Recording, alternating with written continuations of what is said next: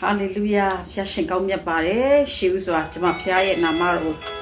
်ရှေးဥစွာချီးမွမ်းပါတယ်လို့ဖျားရှင်အရင်ကောင်းမြတ်တယ်ကျွန်မတို့ကိုနေ့တိုင်းအကောင်းတစ်ခါအကောင်းဆုံးနေနဲ့နေ့တိုင်းပို့ဆောင်နေတာမြင်ရလို့ထာဝရဘုရားရဲ့နာမတော်ကိုရှေးဥစွာကျွန်မချီးမွမ်းပါတယ်လို့တကယ်ပဲကျွန်မဖျားရဲ့ဂုဏ်ကျေးဇူးတော်ကိုကျွန်မချီးမွမ်းရင်းနဲ့ပေါ့နော်ဒီနေ့လေနှုတ်ကပတ်တော်ရဲ့ယူဆောင်လာပါတယ်လို့ဖျားရှင်ကောင်းမြတ်တယ်မနေ့ကကောင်းမြတ်တဲ့ဖျားဒီနေ့ကောင်းမြတ်တယ်မနှက်ဖြန်လဲယေရှုနာမနဲ့ကောင်းမြတ်အောင်မှာဖြစ်တယ်မနေ့ကကျွန်မပြောခဲ့တယ်မနှက်ဖြန်လဲယေရှုနာမနဲ့ကောင်းမြတ်အောင်မယ်ဆိုတဲ့အတိုင်းပဲတကယ်လဲကောင်းမြတ်တယ်ဟာလေလုယာဒီနေ့မှာလဲပေါ့နော်ဖျားရှင်ရဲ့ကောင်းမြတ်တဲ့နေ့တစ်တွေပေါ့နော်နေ့ရက်တွေကိုတရက်ပြီးတရက်ပို့ဆောင်နေတာမြင်ရတဲ့အတွက်ကြောင့်အထူးဖျားကိုကျေးဇူးတင်တယ်ကျမတို့အမြဲတမ်းကောင်းချီးပေးတဲ့ဖျားမားစားတဲ့ဖျားကွယ်ကားတဲ့ဖျားပို့ဆောင်တဲ့ထာဝရဘုရားနာမသားကြီးဘုန်းကြီးပါစေဖျားကျေးဇူးတော်ကြောင့်ဒီနေ့လည်းပေါ့နော်ကျမတို့20နဲ့ပေါ့နော်6ရက်နေ့ကြမ်းမာနဲ့မိုးချုပ်ခွင့်ပေးတဲ့ထာဝရဘုရားဂုဏ်ကျေးဇူးတော်အထူးပဲချီးမွမ်းပါတယ်26ရက်နေ့ကိုချစ်တော်သောဓမ္မမိတ်ဆွေလည်းကောင်းမွန်စွာကြော်ဖြတ်ခွင့်ရမယ်လို့ယုံကြည်ပါတယ်ကျမလည်းဘုရားကျေးဇူးတော်ကြောင့်26ရက်နေ့ကိုကောင်းမွန်စွာကြော်ဖြတ်ခွင့်ရတဲ့အတွက်ကြောင့်ကျေးဇူးတော်ရှေးဥစွာချီးမွမ်းပါတယ်စာလံ16ပိုက်ငယ်1မှာပေါ့နော်ပြောထားပါတယ်နော်ကိုရောဒီအကျွန်ုပ်ဤသခင်ဖြစ်တော်မူသည်ဟုထာဝရဘုရားကိုအကျွန်ုပ်ရှောက်ဆိုပါပြီကျေးဇူးတော်မှတပါအခြားသောမင်္ဂလာသည်အကျွန်ုပ်၌မရှိပါတဲ့နော်စာလံ16ပိုက်ငယ်2ကိုကျွန်မဖတ်သွားခြင်းဖြစ်ပါတယ်ကျွန်မရွေးချယ်ထားတဲ့ကျမ်းပိုက်လေးကိုဆက်လက်ပြီးတော့မှကျွန်မခွန်အားပေးခြင်းပါသေးတယ်လို့စာလံကျွန်မတို့အခန်းကြီး4အငယ်9ကိုလည်းအားပေးခြင်းနဲ့သူတို့၌စံစပါးစပြည့်ပေါ်များ၍သူတို့ဝမ်းမြောက်ခြင်းရှိသည့်ထက်ကျွန်ုပ်သား၏ဝမ်းမြောက်ပါဝမ်းမြောက်စီတော်မူ၏စာလံကျမတို့10စာလံခန်းကြီးကျမတို့10အငယ်25မှာပေါ့နော် sorry စာလံ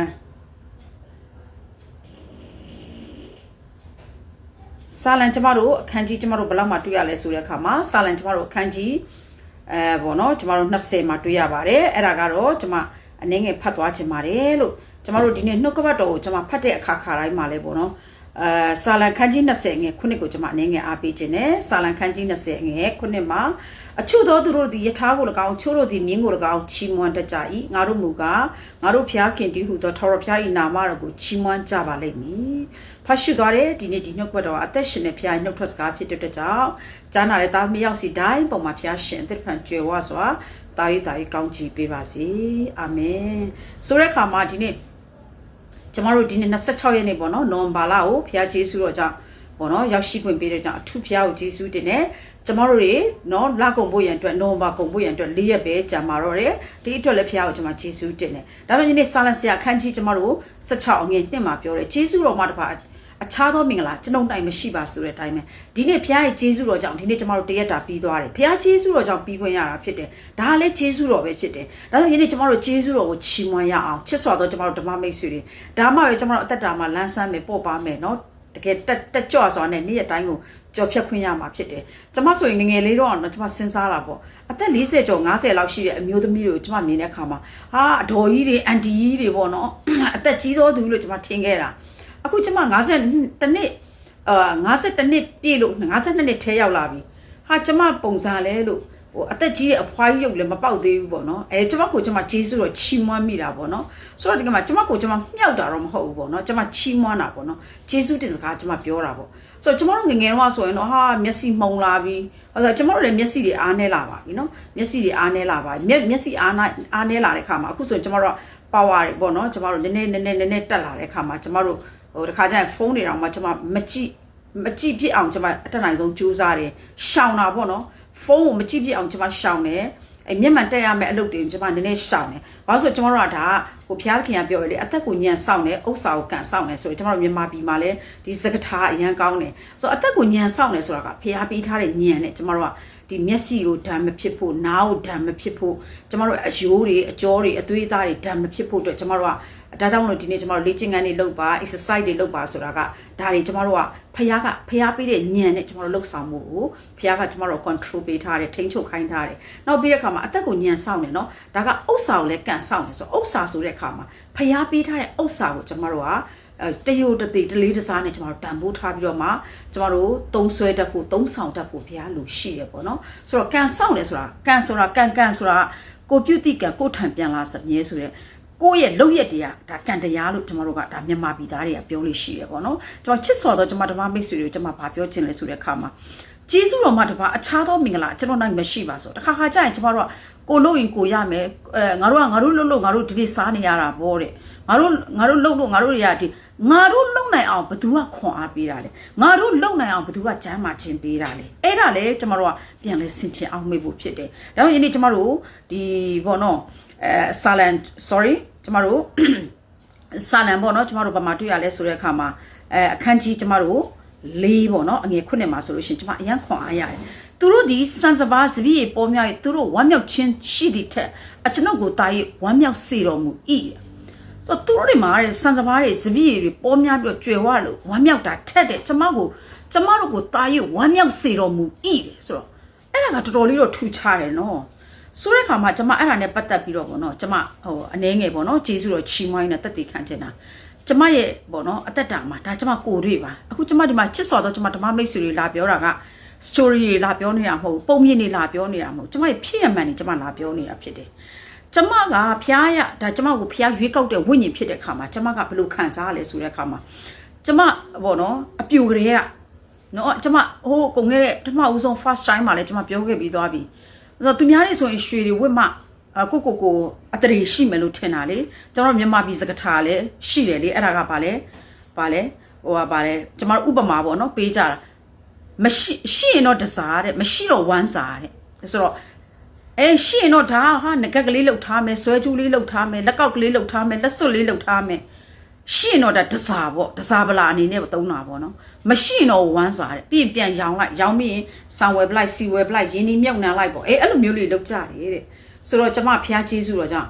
တစားလည်းမလှုပ်ဘူးဝမ်းစာလည်းမလှုပ်ဘူးကျမဖျားကကျမရဲ့ဝမ်းစာဖြစ်တယ်ဖျားကကျမရဲ့တစားဖြစ်တဲ့ခါမှာကျမဘဝဖျားကျေးဇူးတော်နဲ့အညီပေါ့နော်ကျမအသက်ရှင်လာတဲ့ကာလပတ်လုံးမှာကျေးဇူးတော်ကြောင့်ကျမရွှေဝတ်တာလည်းကျမရင်မခုံဘူးငွေဝတ်တာလည်းရင်မခုံပလက်တီနမ်ဝတ်တာလည်းရင်မခုံစိန်ဘလောက်ပဲဝတ်ကျမရင်မခုံအဲ့နဲ့ပတ်သက်ပြီးကျမလုံခဲ့တဲ့ကျမပေါ့နော်ကျမခင်မွန်းတယ်နဲ့ကျမအိမ်အောင်မကြခင်မှာကျမရဲ့ရောင်မပေါ့နော်ဒီသူကတော့အဲ့ချိန်မှာပေါ့နော်ဒီလွန်ခဲ့တဲ့ကျမတို့20ကျော်လောက်ကအဖြစ်ပြက်ပေါ့နော်သူကကျောင်းဆရာမတယောက်လုပ်တယ်ဆိုတော့ကျောင်းဆရာမဆိုတော့ကျောင်းဆရာမရဲ့ lifestyle ကဘာပဲပြောဒါကတော့သူတို့တင့်လျောက်ပတ်တဲ့ uniform နဲ့ပေါ့နော် light ဖက်တဲ့ပေါ့နော်သူတို့ဆိုရင်သူကလည်းဝါသနာငကိုတွေကရွှေဝတ်တာဝါသနာပါတဲ့အခါမှာသူကရွှေဝတ်တယ်ရွှေဝတ်တာကိုလည်းသူအရန်ကြိုက်တယ်သူကိုယ်တိုင်လည်းရွှေလုပ်တယ်ပေါ့နော်အဲ့ဒါလည်းသူကကျမကိုကြည့်ပြီးတော့ကျမကိုဘာပြောလဲဆိုတော့မိငယ်အားတဲ့ရွှေဝတ်ပြီးတော့တဲ့နေ့ကြည့်ရတာမသိငယ်ဘူးနော်တဲ့အိုးကျမဘာသိငယ်စရာရှိလို့လဲလို့ကျမကိုးကွယ်တဲ့ဖေကကျမအနားမှာရှိတယ်လေလို့ကျမဘာသိငယ်စရာရှိလို့လဲကျမဘာအားငယ်စရာရှိလို့လဲလို့ကျမပြန်ပြောလိုက်တာပေါ့နော်ကျမရောက်မှဆိုတော့ဒီနေ့ကျမဘာပြောချင်တာလဲဆိုတော့ဒါကသူလည်းယုံကြည်သူပါပဲကိုလည်းယုံကြည်သူပါပဲဒါပေမဲ့အတွေးခေါ်တွေနဲ့ idea တွေကတော့အမှားတော့နည်းနည်းတော့ကွဲလွဲနေတာပေါ့နော်ဆိုတဲ့အခါမှာဒီနေ့ကျမတို့ယုံကြည်သူတိုင်းလဲနော်ဒီနေ့ဒီလို lifestyle နေရမယ်လို့တော့ဖခင်ကတော့တမန်ချမ်းစာမှာတော့မပြောထားပါဘူးဒါပေမဲ့ဒီလို lifestyle နဲ့ဒီနေ့တမန်တရားနဲ့အညီမြေကြီးတစားကိုမဆွဲလမ်းဖို့ကတော့ယုံကြည်သူတိုင်းကိုဖခင်ကတွန်းတင်ထားတာဖြစ်တယ်ဆိုတဲ့အခါမှာမြေကြီးတစားကိုမဆွဲလမ်းဖို့ရန်အတွက်ဖခင်ကအဲ့ဒါကိုတွန်းတင်ထားတာကိုယုံကြည်သူတိုင်းကိုဖခင်ကအသက်ရှင်စီခြင်းတယ်ဒါပေမဲ့လေကျမကလည်းတမန်တရားသိလို့လေကျမကအဲ့လိုမလုပ်တာလည်းမဟုတ်ကျမလည်းအဲ့ချိန်တော့တမန်တရားကောင်းကောင်းမသိပါဘူးဒါပေမဲ့ကျမရဲ့ဝိညာဉ်ထဲမှာကျမရဲ့အသက်တာထဲမှာကွာကျမအရွှေတစားတွေငွေတစားတွေပလက်တီနမ်ဆိုတဲ့တစားတွေစိန်ဆိုတဲ့တစားတွေကျမကလည်းဝါသနာမပါပြန်တော့ကျမလောက်ရတဲ့ကောင်းချီးတွေကျမလောက်ရတယ်ရပေမဲ့လည်းကျမရွှေဆိုင်လည်းမပြေဘူးစိန်လည်းသွားမလုပ်ဘူးရွှေလည်းမလုပ်ဘူးငွေလည်းမလုပ်ဘူးဘာမှကျမမလုပ်ဘူးဆိုတဲ့အခါမှာဒီနေ့သူတစ်ပါးနိုင်တဲ့စံစပါးစပည့်ပေါ်များတာဝမ်းမြောက်ခြင်းရှိတာထက်တယ်သူများတွေရွှေတွေငွေတွေနော်စီးစိမ်တွေဥစ္စာတွေရှိတာထက်တယ်သူတို့မှာတော့စီးစိမ်တွေရှိလို့ဝမ်းမြောက်တာပေါ့နော်သူတို့မှာအကားကောင်းစားတွေတကယ် update ပေါ့နော်တကယ်ဟို branded ပေါ့နော်တကယ် American brand တွေစီးနိုင်တယ်နော်တကယ်ဟို Japan brand တွေစီးနိုင်တယ်နော်ဒီနေ့တရုတ် brand တွေစီးနိုင်တယ်ကားတွေပေါ့နော်ဆိုဘလို့ပဲစီးနိုင်ကျွန်မကသူတို့စီးနိုင်တာကိုပျော်ပေးတယ်အော်ဝမ်းသာတယ်မိတ်ဆွေတွေကျွန်မစီးနိုင်တာအယမ်းပျော်တယ်ကျွန်မလည်းစီးချင်တာပေါ့ဒါပေမဲ့လေကျွန်မမစီးရလေပျော်နေတာပဲလေဟာလေလုယာဆိုတဲ့ခါမှာဒီနေ့သူတို့တွေမှာတဲ့ဆန်စပါးစပြည့်တွေပေါ်များ၍နော်ဝမ်းမြောက်ခြင်းရှိသည်ထဲတဲ့ကျွန်မကိုအကျွန်ုပ်ကိုတဲ့တာ၍ဝမ်းမြောက်စေတော်မူ၏ကျွန်မကိုဝမ်းမြောက်စေတယ် ကျမကသူကတော့တကယ်ကားကောင်းစားစီးလို့သူ့တကိုယ်လုံးမှာစိတ်နေစီထားလို့ရွှေတွေဝတ်ထားလို့ကျမအားငယ်ပဲထင်လားကျမမျက်နှာကိုကြည့်ပါအားငယ်တဲ့ကျမလည်းကျမတရားဟောချက်တွေအများတန်းကျမဖွင့်နားထောင်ပြတယ်ပြန်သုံးသက်ကြည့်တယ်အတန်နေနားထောင်တယ်ကျမလေတံကျမမကြိုက်ဘူးကျမလေတံကဘာလဲဆိုတော့ခီးတစ်ပါးမြင့်နေတာအတန်ကလေနည်းနည်းခီးမြင့်တဲ့အတန်ပေါက်နေဆိုတော့ကျမတိမ်ငယ်တဲ့လေတံလည်းမရှိဘူးအားငယ်နေတဲ့လေတံလည်းမရှိဘူးတော့ဘောနော်ကျမတို့မျက်နှာကိုကြည့်ရင်လည်းဘောနော်အများတန်းကျမတို့ကပြုံးပြုံးနဲ့ပျော်ပျော်ပဲဆိုတော့ကျမဖျားသခင်ကိုတော့အရန်ကောင်းမြတ်ပါလားကိုတော့ရဲ့ကျမကသူများတွေကရွှေတစားတွေဝတ်ထားလို့ငွေတစားတွေဝတ်ထားလို့ပတ်စံတွေအုပ်လိုက်သုံးလို့အထက်လိုက်သုံးလို့သူတို့ကြည့်ပြီးကျမကကြည်ကွဲနေတဲ့လူမဟုတ်ဘဲနဲ့သူတို့သုံးတဲ့လူတွေကိုကြည့်ပြီးကျမပျော်ပေးနေတာဝမ်းသာတယ်နော်ကျမအစင်ပြေဝမ်းသာတယ်နော်သူတို့ကိုကျမဖတ်လဲတကင်းနဲ့ဘောနော်အပါတရားနဲ့ဝမ်းမြောက်ပေးရင်းနဲ့သူတို့နဲ့တူဘောနော်တကယ်ရဲမောပျော်ရွှင်ပြီးတော့ဘောနော်ကိုရှိနေသလိုလိုကိုမတက်နိုင်နေသလိုလိုနဲ့အဲ့လိုပုံစံမျိုးနဲ့ကျမကိုဖခင်ကဝမ်းမြောက်ခိုင်းတာဖြစ်တယ်ဟာလေလုယာဒါကဒီနေ့ကျမရဲ့ကိုယ်တွေ့ဖြစ်ရမှန်ကိုကျမပြောတာဖြစ်တယ်ဒါတော့ယနေ့ကျမတို့ကရွှေရှိမှပျော်မယ်ဆိုရင်ရွှေမရှိရင်ပျော်နိုင်မှာမဟုတ်ဘူးလေငွေရှိမှပျော်မယ်ဆိုရင်ငွေမရှိမပျော်နိုင်ဘူးလေဟုတ်တယ်နော်ဖခင်ကအဲ့ဒါကိုကျမကြိုသိထားလို့လားမသိကျမရဲ့အိတ်နှလုံးသားလေးကိုဖခင်ကပေးထားတယ်ကျမရဲ့အသက်တာထဲမှာဖခင်ကထည့်ပေးထားတယ်ကျမကရွှေမရှိလဲပြောတယ်ငွေမရှိလဲပြောတယ်ကျမဘဝမှာယေရှုရှိလို့ပြောတယ်ဟာလေလုယာဘလောက်ပြောဖို့ကောင်းလဲဒါကြောင့်ယနေ့ကျမတို့စာလံခန်းကြီးကျမတို့ဘောနော်20ကျမတို့25မှာဆိုရင်လူအချို့တို့sorry စာလံထဲမှာပဲဘောနော်အခန်းကြီးကျမတို့20ခုနှစ်မှာပေါ့နော်အချို့တို့ဒီယထာကို၎င်းချို့တို့ဒီမြင်းကို၎င်းချီးမွမ်းတတ်ကြ၏တဲ့အချို့ကယထာကိုတဲ့ချီးမွမ်းနေတဲ့နောက်ပြီးတချို့ကျတော့မြင်းကိုချီးမွမ်းနေတဲ့နော်ဒီနေ့ကျမတို့ဒီစာလန်ဆိုင်လက်ထက်မှာတော့ American brand တွေမပေါ်သေးဘူးလေဟုတ်တယ်နော် Japan brand တွေမပေါ်သေးဘူးလေ Toyota Hilux တို့မပေါ်သေးဘူးအခုဆိုကျမတို့ကား brand တွေအများကြီးပဲလေနော် Suzuki brand တွေရှိမယ်နောက် American brand တွေဆိုလည်းအများကြီးပဲကျမလည်းမခေါ်ဖို့အလွတ်မကျက်ထားတော့မပြောနိုင်ဘူးပေါ့နော်ကို့မှာလည်းအဲ့ American brand လည်းမရှိတော့ကျမတို့မပြောနိုင်ဘူးပေါ့နော်ဒါပေမဲ့ရှိတာမရှိတာအဓိကမဟုတ်ပါဘူးနော်ကျမတို့ကဒီနေ့အဲ့ဒါကိုချီးမွမ်းတာထဲတဲ့နော်ဒီနေ့ငါတို့မူကားတဲ့ငါတို့ဖျားသခင်တည်းဟူသောထာဝရဘုရားရဲ့နာမတော်ကိုချီးမွမ်းကြလိမ့်မည်တဲ့ဟာလေလုယာဆိုတော့ဒီနေ့ကျမတို့စီးနိုင်တဲ့လူတွေအတွက်လည်းအရန်ပျော်ပေးတယ် thank you Jesus အရန်ဝမ်းသာတယ်မစီးနိုင်သေးတဲ့ကျမအတွက်လည်းကျမအရန်ပျော်တယ်ဟာလေလုယာအဲ့ဒီဝမ်းမြောက်ခြင်းကိုကျမကိုပေးတဲ့ဖခင်ကိုကျမဂျေဇုတော်ချီးမွမ်းတယ်ပေါ့နော်အချို့တို့ကတဲ့ကိုယ့်ရဲ့ယထာကိုချီးမွမ်းနေတဲ့အဲ့ဒီချိန်တော့သူကဒီလိုပေါ့နော်ကျမတို့ဒီစက်နဲ့မောင်းတဲ့ယထာမဟုတ်ဘူးနော်သူတို့အိမ်တော့ခေါ်တာကရှေ့မှာမြင်းနေနောက်မှာတော့ဒီနေ့သူတို့ရဲ့လှုပ်ထားလက်လှုပ်တဲ့နော်ဒီနေ့လူတွေတက်စီးလို့ရတဲ့နော်သူတို့ရဲ့ဒီ body ပေါ့နော်အဲ့ဒါလေးကိုလှုပ်ထားတာအဲ့ဒါကိုသူကခေါ်တာအဲ့တုန်းကဆိုရင်ကျမတို့ချစ်စော်သောဓမ္မမိတ်ဆွေတွေလည်းသိမှာပါအဲ့ဒါကိုကျမတို့ဘယ်လိုခေါ်လဲဆိုတော့ပေါ့နော်ရထလုံးပေါ့နော်ကျမတို့တိတလောက်ပြောမယ်ဆိုရင်တော့ကျမတို့ဟိုးလွန်ခဲ့တဲ့ကျမတို့အရေးခင်းမဖြစ်ခင်တော့ဆိုလို့ရှိရင်88ပေါ့နော်ကျမတို့ခုနှစ်မတိုင်ခင်ရဆိုကျမတို့ The Little House ဆိုတဲ့ကျမတို့အင်္ဂလိပ်ကားလေးတွေပေါ့နော်ကျမတို့ကြည့်တဲ့အခါမှာအမှရထလုံးတွေပေါ့နော်သူရဲ့မိသားစုတွေကျမတို့သူတို့စီးလာတ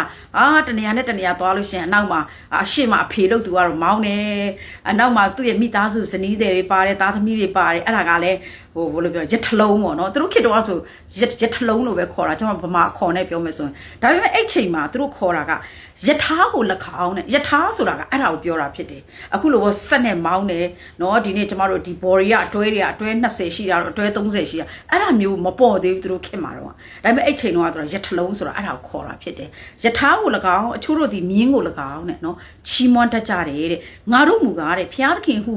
ဒီဟူတော့တဲ့ထာဝရဘုရားကိုချီးမွမ်းကြလိမ့်မည်တဲ့ဒီနေ့ကျမတို့ကဖယားကိုချီးမွမ်းတဲ့လူရဲ့အသက်တာကဘာလဲဆိုတော့ဂျေဇုတင်တတ်တဲ့နှလုံးသားပေါ့နော်ဒီနေ့ကျွန်မအမြဲတမ်းဒီနေ့နေ့တိုင်းလာပြောသလိုပေါ့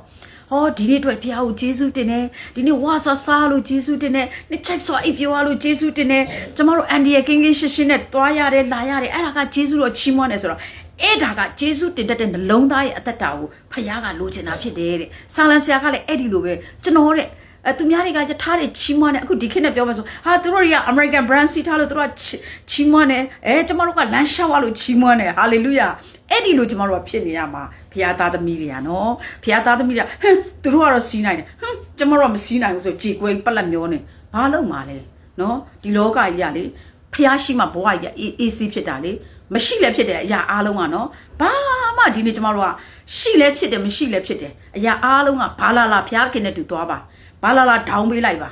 အေးဆေးပဲကျမတို့ lifestyle က ဟုတ်တယ်နော်ဒီနေ့ကျမတို့ရဲ့အသက်တာမှာဒီနေ့နှုတ်ကပတ်တော်မှာတော့ကျမတို့ကိုပြောထားတယ်ဒီနေ့သူတစ်ပါးမှာတဲ့စံစပါးတွေစပြည့်တွေပေါ်များ၍ဝမ်းမြောက်တာထက်တယ်နော်အကျွန်ုပ်ကိုတာ၍ဝမ်းမြောက်စေတော်မူ၏ဟာလေလုယာ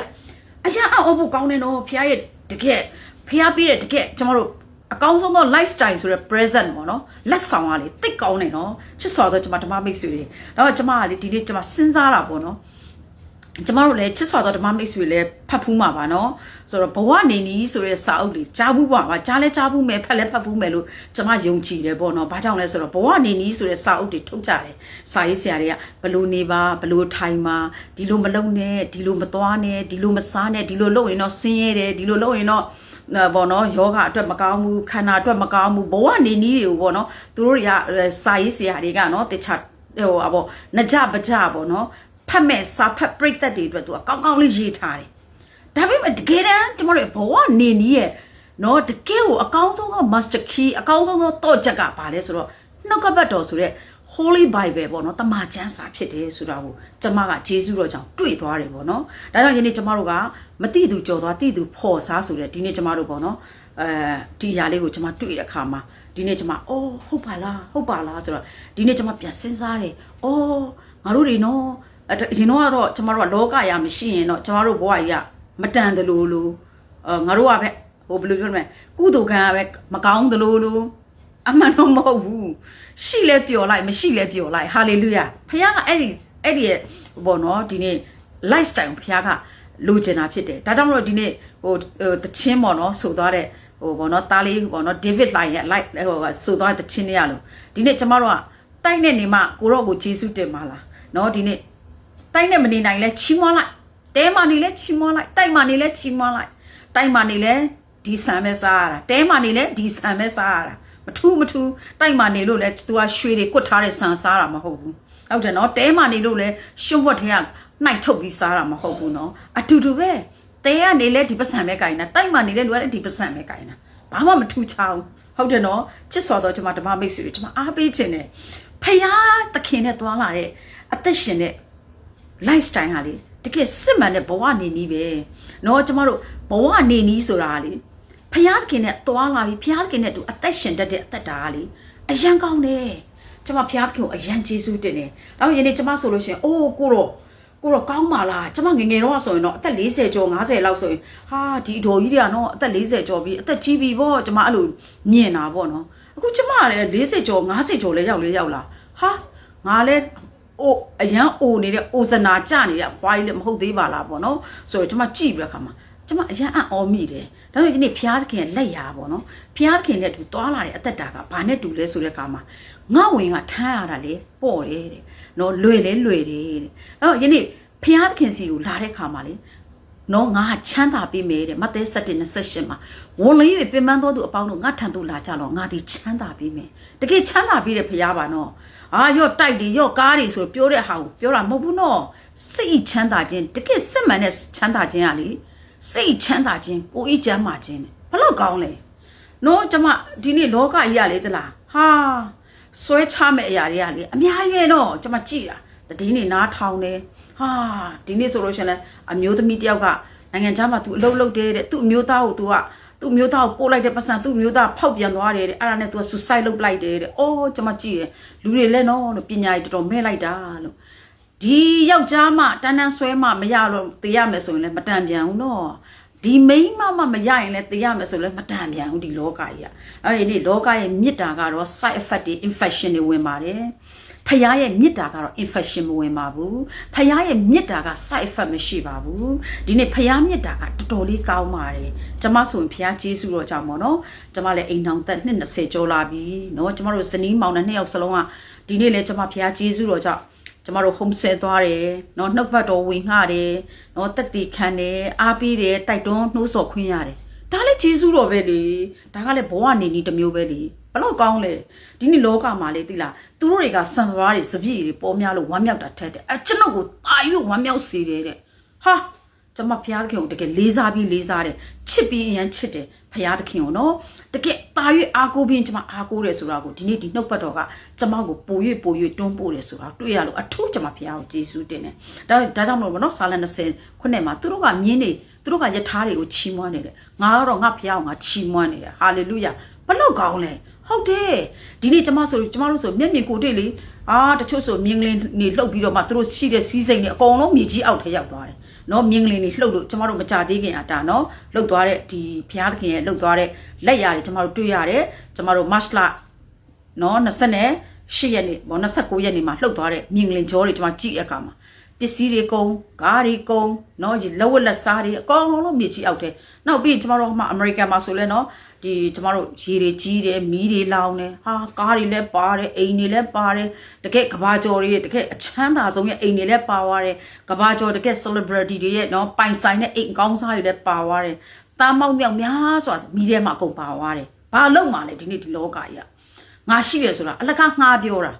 ာကိုတော့ဘယ်နေ့သိမလဲမသိဘူးကိုတော့ကိုမပိုင်အဲ့ကြောင့်မြန်မာစကားပုံရှိရလေကိုဒူးတော်ကိုမယုံရတဲ့ဒီလောကကြီးကိုဒူးတော်ဘယ်နဲ့ခွေခောက်ပြီးတည်သွားမလဲမသိတဲ့ဒီလောကကြီးမှာငါရဲ့ပိုင်ဆိုင်တဲ့လေဘယ်နှဧကရှိတာတော့ကားဘယ်နှစီးရှိတာတော့တိုက်ဘယ်နှလုံးရှိတာတော့ကျမတို့ကိုတိုက်ဘယ်နှလုံးရှိတာလဲဆိုပြီးတော့အသက်ရှင်ခိုင်းတာမဟုတ်ဘူးဖခင်ကသူနဲ့အသက်ရှင်ခိုင်းတာချစ်စွာသောဓမ္မမိတ်ဆွေတင့်မှာကားဘယ်နှစီးရှိတာလဲဆိုတော့ဖခင်ကအသက်ရှင်ခိုင်းတာမဟုတ်ဘူးနော်သူနဲ့အသက်ရှင်ခိုင်းတာဖခင်ကဒီနေ့သူအရာအားလုံးကသူ့ရဲ့လက်တော်ထဲမှာပဲရှိတယ်သူ့ရဲ့လက်ထဲမှာဖြစ်တဲ့ကြောင့် तू တွန်းချင်းတွန်းမယ်မှောက်ချင်းမှောက်မယ်နော် तू ထားချင်းထားမယ်မထားချင်းမထားဘူးဒါကသူ့ရဲ့အမိတ်အာဏာတိုင်းကျမတို့သူ့ရဲ့အခွင့်အာဏာတိုင်းအသက်ရှင်ရတာဖြစ်တယ်ဘလောက်ကောင်းလဲကျမဆိုရင်အခုအသက်50ကျော်အမျိုးသမီးကြီးကအားရပါရနဲ့လေတန်းကလည်းကီးတစ်ပါးမှမလျော့ဘူးကျမအရန်အံ့ဩတယ်ကျမခီးကိုကျမကတကယ်တမ်းပြန်နားထောင်ရင်အတန်လည်းမာတယ်ပေါ့နော်အတန်လည်းအပေါ်စီးကပြောနေတယ်လို့ပဲမဟုတ်ဘူးကျမ normal ပဲဒါကျမရဲ့ normal life ပဲပေါ့နော်ကျမခြေလုံးဖတ်ပြီးကျမဖရာသခင်ကောင်းမြတ်တဲ့အကြောင်းကိုကျမပြောရမလားဆိုရင်ကျမပြောပြမယ်အဲ့လောက်ထိကျမကနှလုံးသားထဲမှာကျိုးပဲ့ကြည်မွားတဲ့နှလုံးသားရှိတယ်ကျမနှလုံးသားကိုမိတ်ဆွေတို့သိချင်မှသိမယ်ကျမကိုးကွယ်တဲ့ဖရာကသိတယ်တိလို့လဲဖရာကဒီနေ့ကျမကိုတင့်ရဲ့ခြေကိုချော်စေခြင်းကအခွင့်ပေးတော်မမူတင့်ကိုစောင့်တော်သူသည်ငှိုက်ပြီးအိပ်ပျော်ခြင်းရှိတော်မမူဆိုတဲ့စာလံ121မှာပြောတဲ့အတိုင်းပဲဒီနေ့ကျမတို့ကိုဖရာကကျမတို့ရဲ့ခြေကိုမချော်ခိုင်းဘူးเนาะဒီနေ့ကျမတို့ကိုစောင့်တဲ့ဖရာကအိမ်ငှိုက်နေတဲ့ဖရာမဟုတ်တတိနဲ့ကျမတို့အမြဲတမ်းကြည့်ရှုနေတဲ့ဖရာဖြစ်တယ်ကျမနေ့တိုင်းပြောတယ်ကျမတို့ security ဆိုတဲ့တကယ်လုံခြုံရေးတောင်မှမလုံခြုံဘူးเนาะကျမတို့ရဲ့ဒီလုံခြုံရေးတွေမလုံခြုံလို့တော့တခိုးတွေခဏနော်အမလေး CCTV တွေတက်တဲ့အိမ်တွေအကုန်လုံးတခိုးဖောက်သွားတယ် CCTV တက်ထားတဲ့ဒီနေရာတွေအကုန်လုံးလူတက်မှုတွေဖြစ်ကြတယ်ဒီနေ့ကျမပြန်စဉ်းစားတယ်ဒီလောကကြီးကဘယ်နေရာမှမလုံခြုံပါဘူးလုံခြုံတာကဖះနဲ့သွားလာခြင်းပဲလုံခြုံပါတယ်ဖះနဲ့အသက်ရှင်ခြင်းကပဲစစ်မှန်သောဘဝနေနည်းပဲဖြစ်ပါတယ်။ဒါကြောင့်မလို့ဒီနေ့ကျမတို့ကစံစပါးတွေပေါ်များတာဝမ်းသာပါတယ်။နော်သူတို့မှာစပြည့်ရည်တွေပေါ်များတာဝမ်းသာပါတယ်။အဆင်ပြေတယ်ဆိုတဲ့သတင်းစကားတွေကြားရတာဝမ်းသာပါတယ်။သို့တော်ညာလေသူတို့တွေပြောတာထက်တာ၍ဖခင်ကကျမတို့ကိုပို့ပြီးဝမ်းမြောက်စေတယ်။ဒါကနှုတ်ကပတ်တော်ဆိုတဲ့ဘုရားသခင်စီကလာတဲ့စကားလုံးတွေဖြစ်တယ်။တကယ်လည်းကျမတို့လက်တွေ့အသက်ရှင်တဲ့ခါမှာလေအဲ့ဒီအာနိသင်ဆိုတဲ့အရာဓာတ်တွေကျမရတယ်။နော်ဒီနေ့စာလံ16အငယ်2မှာဂျေဇုတော်မှာတပါအခြားသောမင်္ဂလာကျွန်တော်နိုင်မရှိပါ။ကျမဆိုဘုရားကိုအရင်ဂျေဇုတင်တယ်။ကျမနေ့တိုင်းစိုက်ကယ်မောင်းတယ်။တခါမှဂျေဇုတော်ကြောင့်အဆီရမဖြစ်ဘူး။စပိန်စီးတယ်။ဂျေဇုတော်ကြောင့်အဆီရမရှိဘူး။ဖခင်ဂျေဇုတော်ကြောင့်ကျမလိုင်းကားစီးတယ် YBS စီးတယ် YBS ကိုကျမစီးတယ်နေ့တိုင်းတော့မစီးဖြစ်ဘူးပေါ့နော်စီးတယ်ဒါပေမဲ့တစ်ခါတလေစီးတယ်အန်တီရမရှိဘူးကျမဆိုဖခင်အရင်ဂျေဇုတင်တယ်ကျမတို့ရဲ့ခြေကိုမချော်ခိုင်းဘူးအဆီရမဖြစ်ခိုင်းဘူးဘလို့ကောင်းမြတ်လဲဒါတွေကိုကျမတို့ချီးမွမ်းရမှာငါတော့ပဇွန်တုပ်ကြီးစားနိုင်လို့ငါတော့ဝက်အတနီလန်အောင်စားနိုင်လို့အဲ့ဒါကိုဖခင်ကပြောတာမဟုတ်ဘူးနော်ကိုယ်ကာယကြောက်ကိုတော်ဖြစ်တယ်အကောင်းဆုံးသောဆန်စပါးနဲ့ကျွေးတဲ့ဖခင်ကဟုတ်ပါတယ်စာလံ81အငယ်ကျမတို့16မှာပြောတယ်နင့်ကိုငါဝါစွာကျွေးမယ်တဲ့နော်အကောင်းဆုံးသောဆန်စပါးနဲ့ငါကျွေးမယ်ဆိုတာတကယ်ကျွေးပါတယ်ဖခင်ကဒီနေ့ကျမတို့ကငါတို့တွေဘယ်ဟိုတယ်မှာနော်ဒီနေ့ဘယ်နေရာမှာစားဆိုဝါကြွားပြီးကျမတို့ပြောရမှာမဟုတ်ဘူးအမှုတော်ကိုလည်းကျမတို့ရိုးရိုးလေးပါဝင်ပါချစ်စွာသောဓမ္မမိတ်ဆွေတွေနော်ကြွားပြီးတော့လေဟိုတယ်မှာဟိုပွဲကြီးတွေလုပ်ပြီးအကျွေးတွေတင်အလကားလူတွေထင်ကြည့်အောင်လားဒီမရှင်ကလေမလေးသူကဟိုတယ်မှာဘယ်နှပွဲလုပ်လိုက်တာဘယ်နဲ့ခုတွေလုပ်လိုက်တာဘယ် restaurant ကိုငှားတာဘယ်ခမ်းမကြီးကိုငှားတာ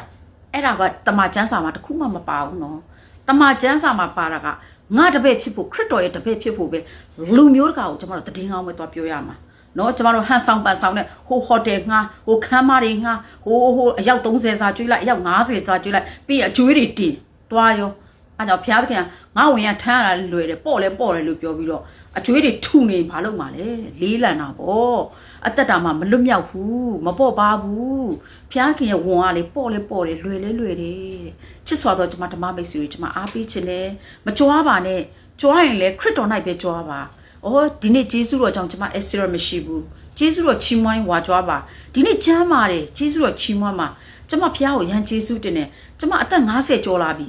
ဂျေစုတော်ကြောင့်ချမ်းပါတယ်ဒါကတကယ်ကျွန်မတို့ဒီကျမ်းမာရအောင်ကျမကလည်းဘယ်ဆိုင်မှလည်းသွားဝယ်ပြီးကျမကျမ်းမာအောင်လုပ်နေတာလည်းမဟုတ်ဘူးဖခင်ကကျမကိုကျမ်းမာခြင်းပေးလို့ကျမကျမ်းမာတာဖြစ်တယ်ဒါချစ်စွာသောကျမဓမ္မမိတ်ဆွေတွေကျမတို့ဒီနေ့26ရက်နေ့ကိုမိတ်ဆွေလည်း26ရက်နေ့ကိုနော်ပိုင်ဆိုင်ခွင့်ရတယ်ကျမလည်း26ရက်နေ့ပိုင်ဆိုင်ခွင့်ရတယ် tomorrow 27ကလည်းကျမတို့ယေရှုနာမနဲ့အကောင်းဆုံးယေရှုနာမနဲ့ကျမသိမ့်ပိုက်ထားတယ်